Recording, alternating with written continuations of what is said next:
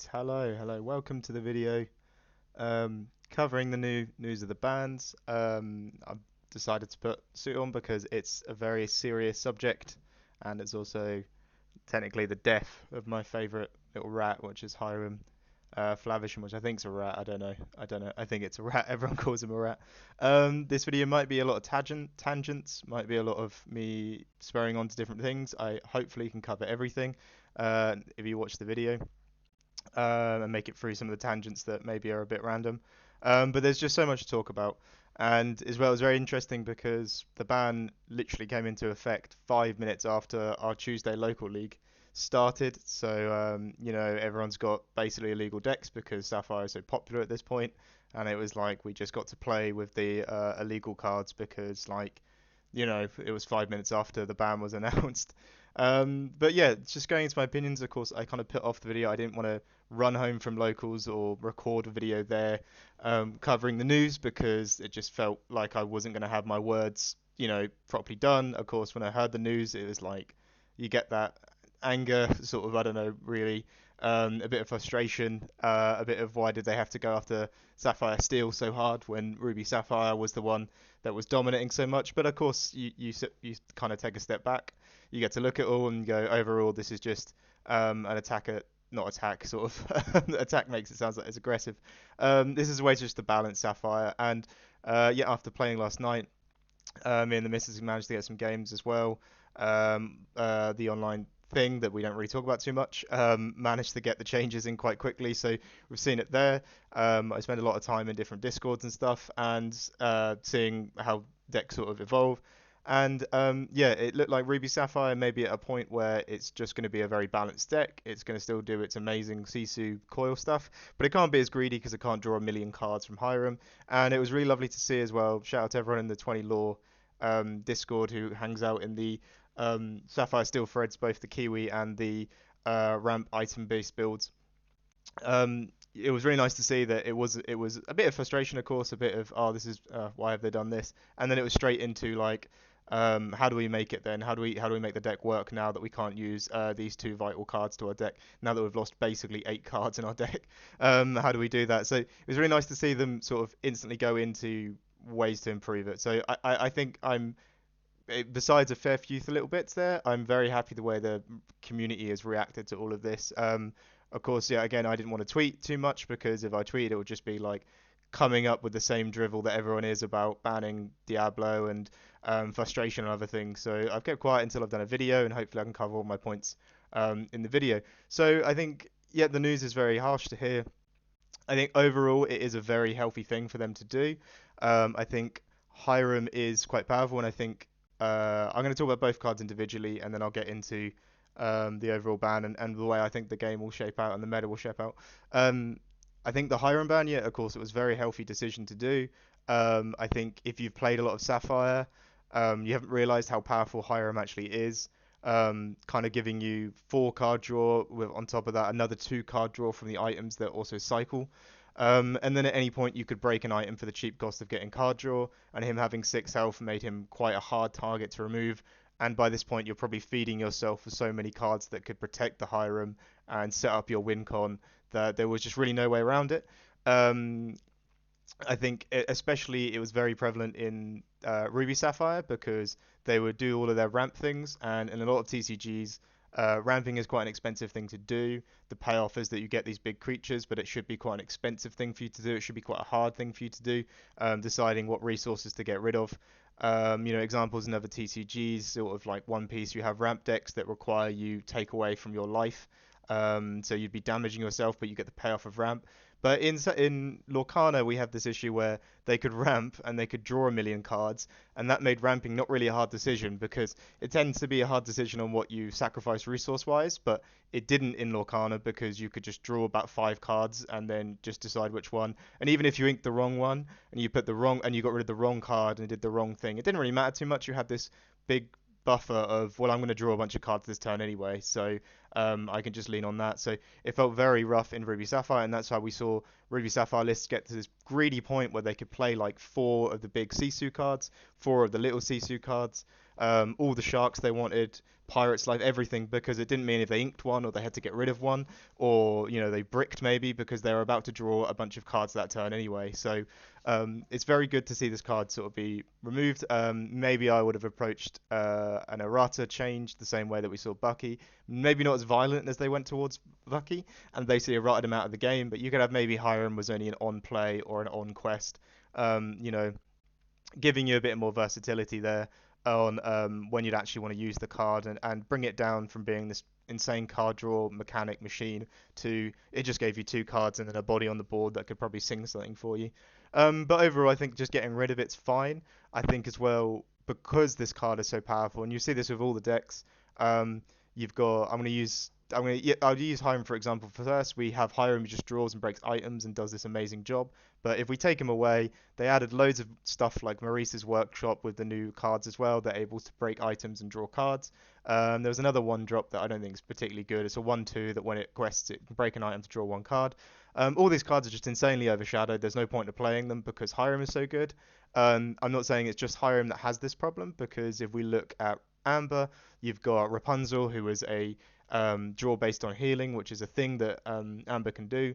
And cards like Juliet, Madriel were just sort of overshadowed, and there was no real point to play them. I think some of the Bufasa decks sort of ran it, but that was about it. Overall, you just wouldn't want to play these cards because there was no point. You had these amazing staples, and they were so overpowered.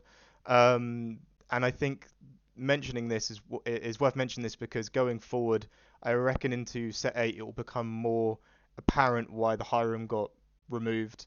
I think you're going to see new items that we can interact with. The Hiram breaking them would have just been amazing.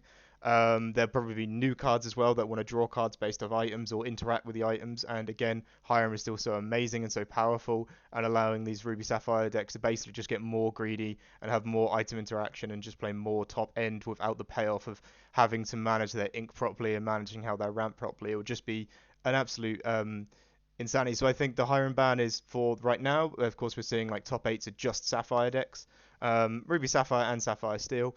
Um, but we're just kind of I think they are planning for future metas as well, and the same was for Bucky. When they did the change for Bucky, it wasn't just for the current meta. It did affect the current meta because Bucky was just topping all the DLCs.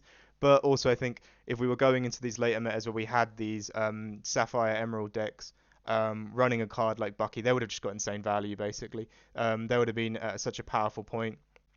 So I think Hiram being banned is also looking at the forward metas as well and going forward. Just to be instant ban is quite insane though as well. I'm not really sure why they've done it instantly.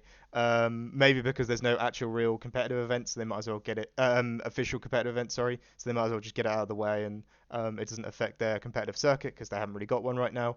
It's just the store champs that are coming up. But I think overall the Hiram ban is very healthy for kind of making Ruby Sapphire not unplayable. People still can play it. I think you can use Workshop and all the cards I mentioned. You've got Maurice's Workshop, and then you've got Maurice's Machine, I think is the one where you can break it with Maurice and it will draw you two cards. There's a few other things as well. There's loads of other options that are just overshadowed by Hiram. But I think as the meta settles and the complaints and the outcry go away, we're going to see a very fairly balanced Ruby Sapphire, which will upset a lot of the Ruby Sapphire players. I completely understand because let's be honest, guys, you've had it very, very easy for very, very long. Your deck's been insanely powerful. No one's writing a guide going, oh yeah, we have an easy matchup into Ruby Sapphire. It just didn't happen. The deck was too strong. Um, I think Hiram in the Sapphire Steel as well. And I think this is maybe where the Fortisphere ban comes in as well, because I'll talk about the Fortisphere ban and we're talking about Sapphire Steel, and sort of basically the future of the channel, I guess. Um, I think what would have happened really if they just went for the Hiram ban and it got removed, Sapphire Steel would have possibly became just the new beast that had to be killed. We would have basically the only real weak matchup that Sapphire Steel has. Well, the matchup that it struggles with the most is into Ruby Sapphire. If they've just hit it, we get hit as well, but we still get the 8 items, and we can still throw out Scrooges and Bells and things like that for free, and then recycle them with the Tamatoa. So we could get these early item spamming, pop them all, and then play a Tamatoa and get them back, and we would just be getting card draw from the 6-drop Tamatoa instead of the Hiram. So I think they did mention the one of the reasons for the Fortisphere ban was that they wanted the item drawing mechanic to be more of a Sapphire thing. That Sapphire's thing. They play items. They get benefits from playing those items. And that makes sense. And if you look at all of the Steel draw, it's mainly based around you play a card, you get some cards, but you also have to discard. So there's a lot of cycle-based draw in Steel, where it's draw a card, discard a card. But you also have Whole New World, where it's discard your entire hand, draw through 7, dock as well, discard your hand, and then draw 2. So that wasn't really Force not really in their sort of design and direction for um, the way Steel is supposed to look. And I get that. I think that's probably is very much their point. I think as well though, if you just took Hiram out, Sapphire Steel gets hit, but it doesn't fall out completely out of the meta. I think when you take Fortisphere out, which also feels quite a personal attack on the channel almost, um, they just fall so far behind now. I'm talking right now about Sapphire Steel Ramp. I think Sapphire Steel Ramp just falls so far behind to the point where I don't really know.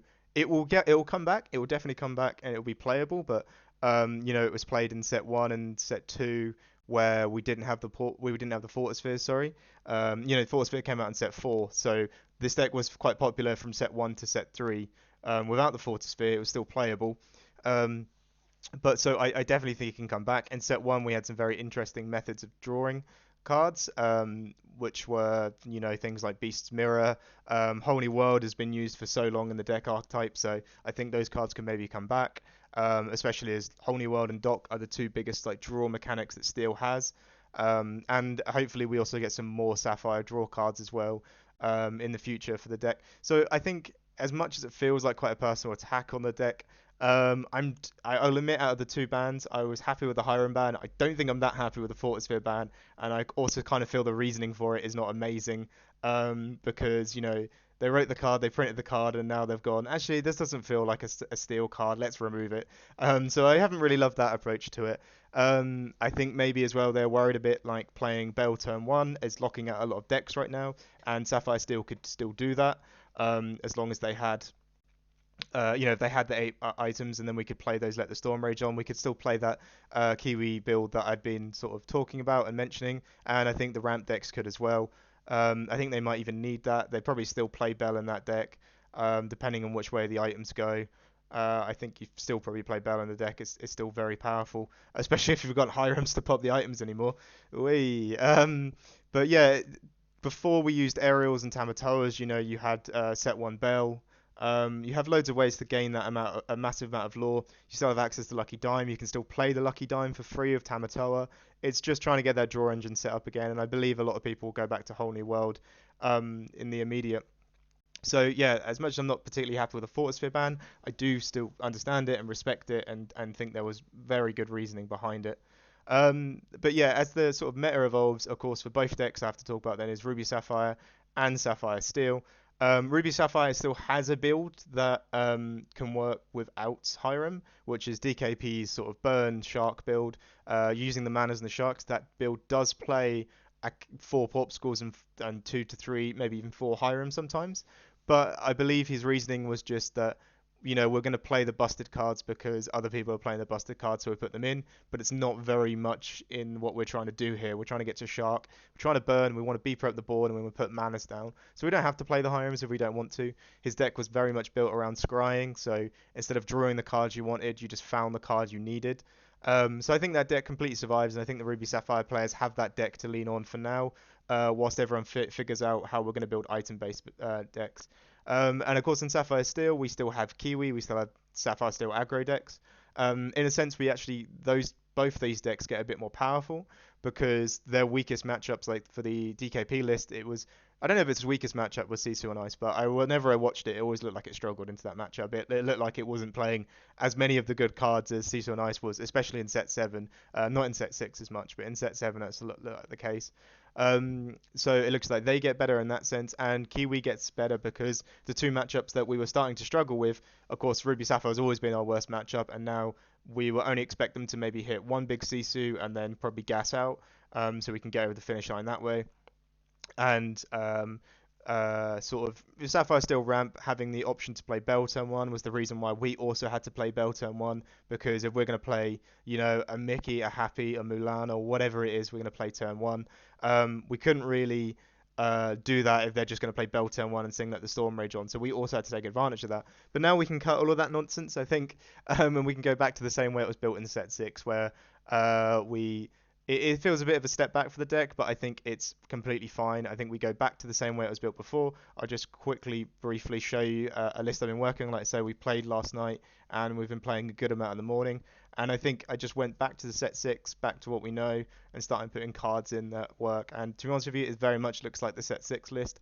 Not much has really changed for it. So I think, yeah, definitely you can just pick up these decks like this in a DKP list and keep playing, and you'll be absolutely fine. And especially what I'm doing right now is I'm going to wait to see the way the meta evolves and wait to see what interesting builds come out. Of course, I play a lot, I test a lot, I talk to a lot of players, so as soon as I have any information or have a deck to like play and show people, I'll be the first to sort of do it. I hopefully first to sort of do it. And of course, we're gonna have loads of events as well. There's loads of regional things. So like somebody in France or whatever might crack how to play Sapphire Steel items again and bring it to an event and top cut it, and we can all go on Ink Decks and see what that list is. So that's the awesome thing. So sort of in the grand scheme of things, of the way the meta is going to evolve with this ban, I think it's has the option to be healthy, and it has the option to be something that a lot of people just generally don't like. So yeah, Ruby Sapphire takes a massive hit. It's basically its draw engine's cut out of it. So the thing that kind of keeps the deck running, the thing that made it overpowerful, has gone out. The thing that is powerful about it hasn't gone. The top end or the powerful weapons it has haven't gone. The top end with the Tamatoas, the Sharks, the Sisus, the Coils, all of that stuff's still there, so they can still use that stuff. They just can't be as greedy with it anymore. And Sapphire Steel, we can't keep throwing out free Scrooge McDucks, free McDuck Manors, not McDuck Manors, sorry, Bells and things like that. So these decks take a knock, and I think in the immediate, what a lot of people will do is just not play these decks the same way that I'm saying that we should take a little breather and wait to see how the meta evolves. Um, and that's completely fair. I think they will be back. There's no way that these two color combos that they know a lot of players love will be completely knocked out of the game. They'll be fine. We've just basically lost a overpowered card that we should have been very grateful, and we were kind of like very lucky to have for so long. We probably shouldn't have had it for as long as we did. Um, so yeah, basically the decks just got balanced in my opinion. But in the immediate, no one knows how to build it. We used to build it with all these items. We used to break these items with Hiram. Those things are gone. So we have to look at the new ways to build it. And I'm not completely there yet. And I think the masses of people who have maybe got events coming up, they want to play their local leagues. They want to win immediately. The next list to really look at is the best performing list that wasn't a Sapphire list, in my opinion, was probably Purple Steel. And I think a lot will pick Purple Steel up. I think that deck's just been very poignant. It always makes cuts. It always does well. It's a very fair deck. There's never any cards in that deck that are going to get banned. Maybe Genie, because I hate Genie, but that's a personal ban. I think that deck will be looked at a lot. But then you're going to have the people as well who are going to say, right, well, my deck kind of didn't work because Hiram was around, but now Hiram's gone. I can maybe step into the meta and play my deck again. That would be great. And all of those decks are just discard decks, which kind of sucks because, in my opinion, discard is the least fun archetype in a game. I'd rather play against a mill deck than I would against a discard deck. I just don't think it's great. I understand discarding is healthy at a certain point. I think decks that, they have that Ursula 2-drop and they have like bare necessities, I think that stuff's fine.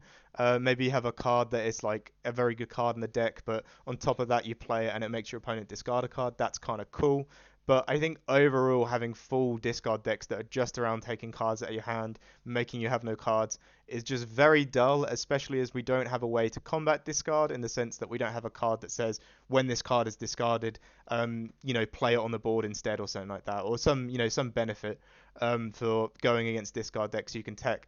The best thing you used to be able to do was play Hiram and draw a bunch of cards and outdraw them. But we can't do that anymore. So I think, yes, also the majority of players who are trying to win Probably won't look at purple steel. I think purple steel players will just keep playing their purple steel. You know, they always have. They just love it. They absolutely love it. They love just playing Cobra and playing Doc and getting lore for basically not questing. So that deck will stick around and will do fine. That probably won't lose any meta share. It might gain some players, it might not.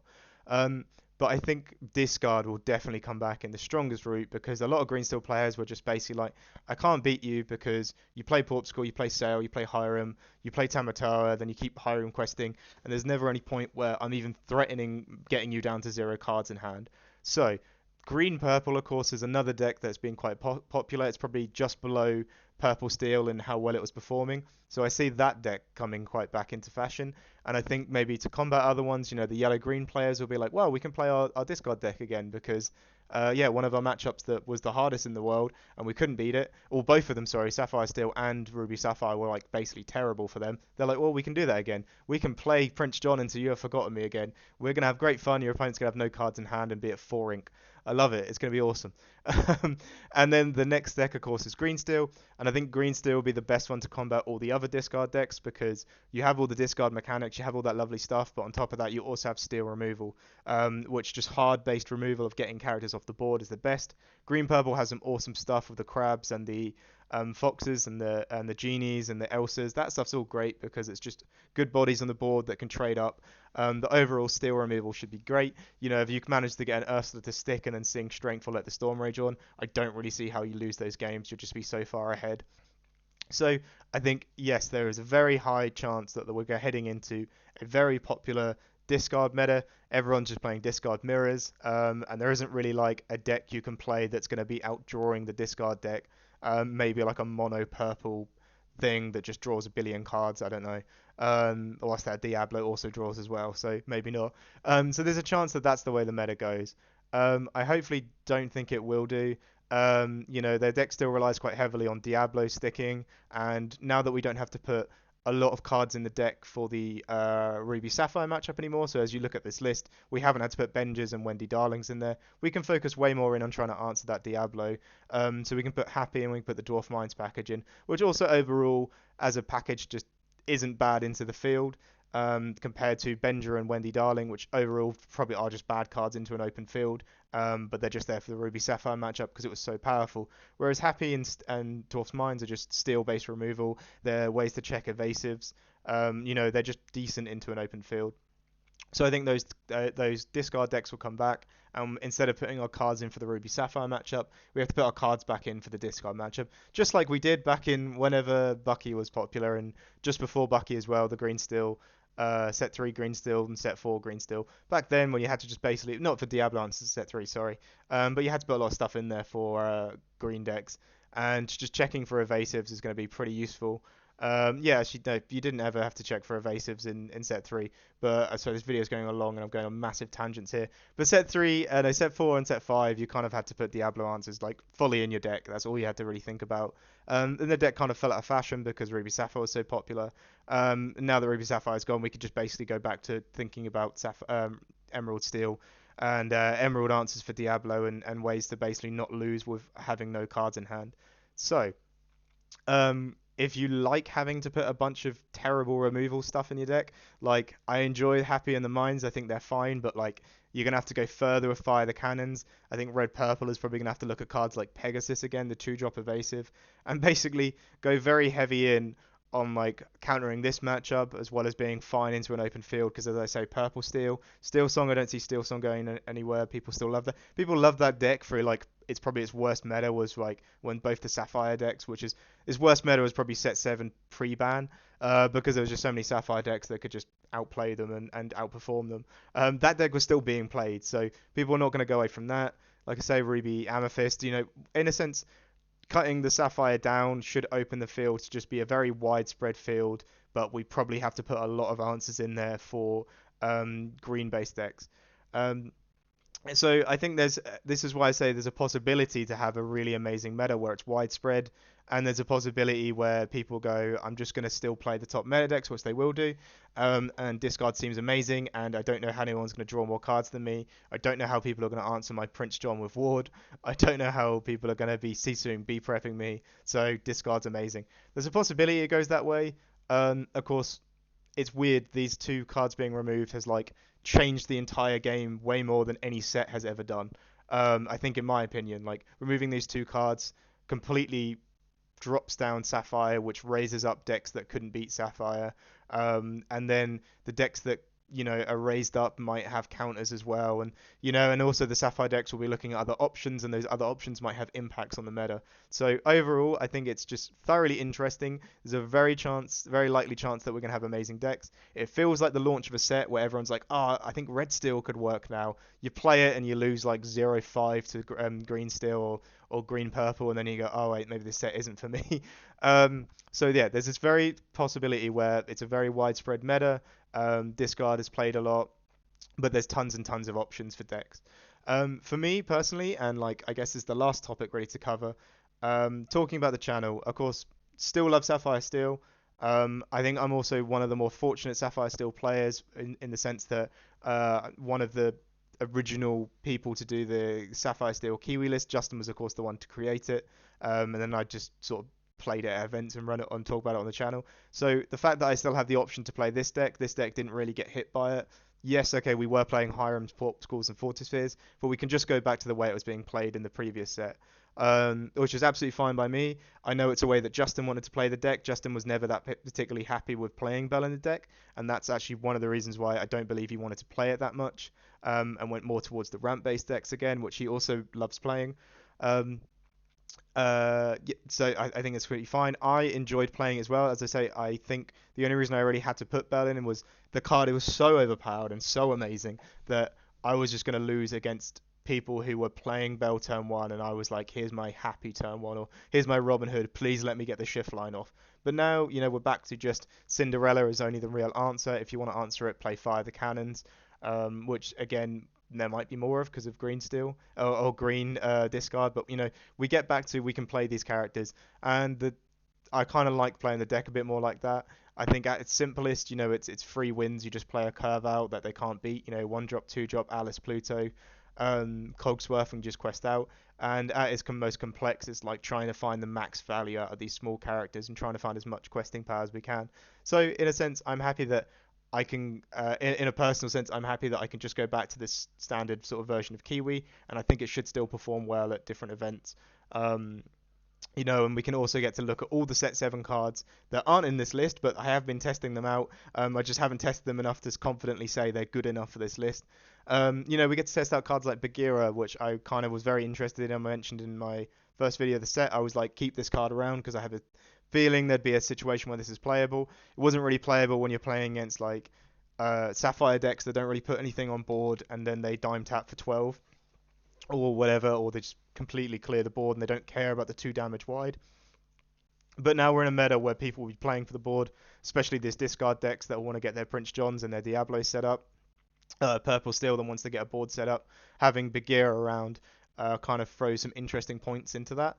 So yeah, I think it's for me as a like Sapphire Steel aggro player, as a Kiwi player, I'm very interested to see how we can build the deck now that more of the meta is going to be fighting for the board and sticking to the board. It won't just be completely empty boards and 2 coils on your opponent's board with a Sisu. um, it will be there's lots more to try. There was tons of amazing cards. I think the yellow green Chernodogs deck was another shining example of that. I don't know how well that does with discard around now. That probably doesn't do great. But yeah, it was a deck that kind of looked amazing. But like if they could remove your what's it called, like Chernobog with like a Great Stone Dragon, a coil, and a how far you go and an ink or whatever. I don't know how much. Sorry, the maths was on that. But if they could use like a 3-cost action or a 3-cost what's it called, character like Little Sisu, just to remove the big Chernobog, that was just bad. I thought that was kind of rough game design. Now they shouldn't really be able to do that because, of course, the way they did that before is they had a lot of hand advantage. They had a lot of setup. Getting things like Great Stone Dragon out, being able to play how far, being able to put that many cards into the inkwell, and then still being able to play the game because they haven't just completely ruined their entire hand. So I think we're at a better point with that. And maybe that deck gets to shine a bit more. A lot of people were excited for Red Steel. I don't know if Red Steel survived. I don't really know what happens to Red Steel. Maybe it does. It probably has some of the best evasive checks in the game. having all the steel removal, having all of those items like Hero's Bow and stuff. So maybe that deck survives and gets really playable. But yeah, for Kiwi, I think it's really awesome. I think there's loads of cards I want to test out, and we're going to be talking about them on the channel. For right now, I will definitely be more focused in on this list. It's something I know, it's something I think I can perform well with, and it's for the ramp decks. I of course like I love all aspects of Sapphire Steel. I'm still going to be talking about them. Um, and it'd be really interesting to see all the decks progress. We'll be checking the meta reports on Ink decks, and we'll be covering everything. We'll be covering people's progress, how they evolve. I will still be doing my own personal testing. Sorry, just sadly not as much as I would be doing on Kiwi. And we'll just be working on trying to see how Sapphire Steel, like the item and the ramp-based version that we've always known and love, can survive at Hiram. And I think it probably can do quite an amazing job. I think it'll be a very, very different world when I decide to not play Sapphire Steel anymore, especially as Kiwi works so well. And then hopefully, as I keep saying, Sapphire Steel item ramp can work again one day. Maybe even in the next set, we get the cards that do it for us. But I think if I was to swap decks, that's not to say I don't play other decks, by the way. I have Ruby Amethyst built as well. I have Steel Song, I have Green Steel. I just play a lot of decks. Basically, when you just play a lot of Lorcana, I have to play different decks, otherwise I'm just going to get burnt out. But for this channel and my sort of competitive events that I play at, for me to swap completely off Sapphire Steel, I think the color combo would have to be just completely dead in the water. And I don't imagine that Ravensburger would ever want to do that to a color combo that this loved. Um, I just can't see them doing that. I think that's just really bad.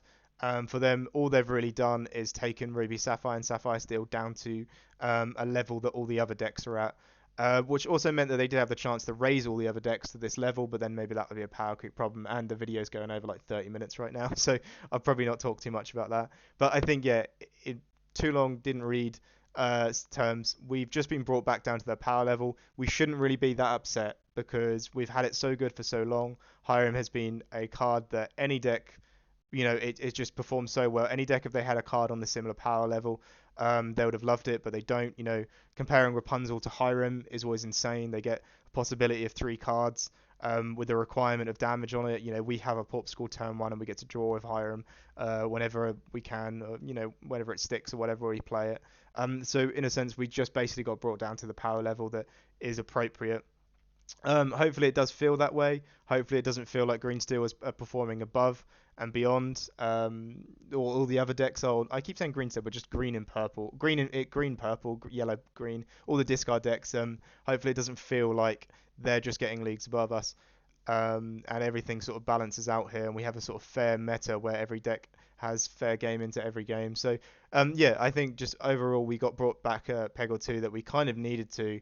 The Hiram ban felt completely and utterly necessary. The Fortisphere ban feels a bit personal and a bit horrid, but I think, yeah, my point is that we would have just become the next big annoying thing over Sapphire, over Ruby Sapphire. We'd have just been the next annoying deck Sapphire Steel ramp would be. Um, that was too powered and was winning in the events, and like basically top eights wouldn't be a mixture of Ruby Sapphire and Sapphire Steel. It would just be Sapphire Steel. But hopefully that video is gone on for quite a bit. Hopefully those ramblings make sense to someone and are somewhat useful. But as I say, the videos and the channel will keep going forward. We'll be definitely covering Sapphire Steel's progression after and like its healing after this on the channel. I'll keep doing videos on the Kiwi, and really sorry, but of course we didn't know that the change was going to come or the ban was going to happen. So I had a deck guide out, and I'm really grateful for everyone who's purchased that. As I say, we wrote that way before that Tuesday, that like this Tuesday that's just happened, and we were completely unaware that things were going to happen. So we'll definitely be updating that completely for free, of course. There's no reason to spend more. We'll do a post-ban meta update. I will try get some sort of the generals out of there, like how to play this sort of build and how to go back to playing this sort of set 6 style build. Of course, with all the updates, and once we get a perfect clearing on all the cards like Bagheera, I think Lady Cluck as well is worth mentioning. We'll update the initial part, and then when the meta settles, we can start writing the matchup guides, because as I say, Ruby Sapphire's completely changed, Sapphire Steel's completely changed. There's 2 matchups that completely changed. A lot of decks that had text for those 2 matchups are going to completely change. They can start removing cards and changing their list as well. So we really just don't know what's going to shape up, and you don't know what's going to be your most popular matchup. So yeah, definitely I'm going to start working on that as soon as I can. But yeah, hopefully that was some interesting talk points for people. I've been talking for a little bit too long, but I realized how much I love the color combo.